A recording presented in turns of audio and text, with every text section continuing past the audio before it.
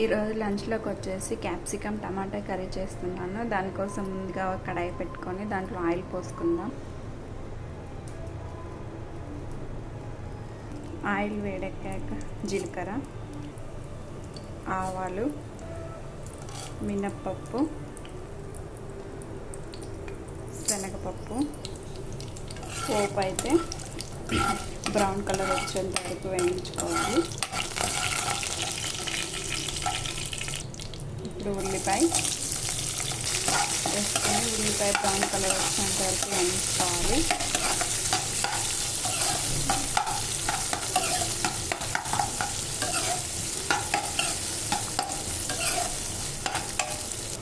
ఉల్లిపాయ వేగాక అల్లం వెల్లుల్లి పేస్ట్ వేసుకొని పచ్చి వాసన పోయేంత వరకు వేయించుకోవాలి. ఇప్పుడు ఎండుమిర్చి, కరివేపాకు వేసుకుందాం. ఎండుమిర్చి బాగా ఫ్రై అయ్యేంత వరకు వేయించుకోవాలి.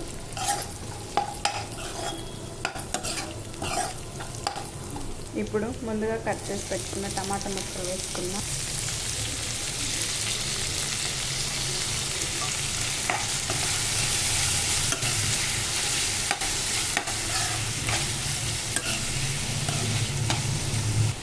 ఇప్పుడు కాస్త ఉప్పు,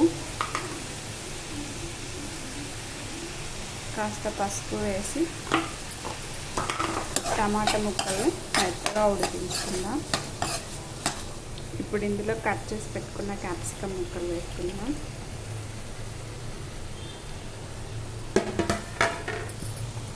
మొత్తం అంతా కలిసేలా కలుపుకుందాం ఒకసారి.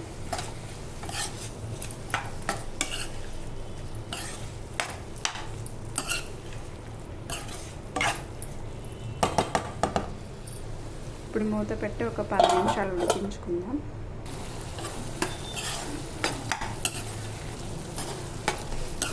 కర్రీ అడుగంటకుండా మధ్యలో ఇలా కలుపుకుంటూ ఉండాలి. ఇందాక కొంచెం సాల్ట్ వేసాం కదా, ఇప్పుడు సరిపోయిందో లేదో చూసుకొని మళ్ళీ కొంచెం వేసుకుందాం. ఇప్పుడు కొంచెం సాల్ట్ వేసుకుందాం.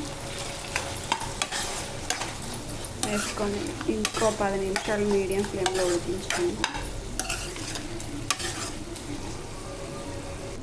అలాగే ఇప్పుడు కొంచెం కారం వేసుకుందాం. మొత్తం కలిసేలా కలుపుకుందాం.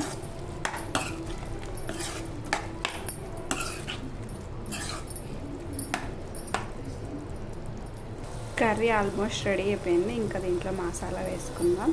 మసాలా వేసుకొని ఒక 2 మినిట్స్ ఉడికించుకుందాం. కర్రీ అయితే రెడీ అయిపోయింది. ఫైనల్గా కొత్తిమీర వేసేసుకొని ఇంకా స్టవ్ ఆఫ్ చేసుకుందాం.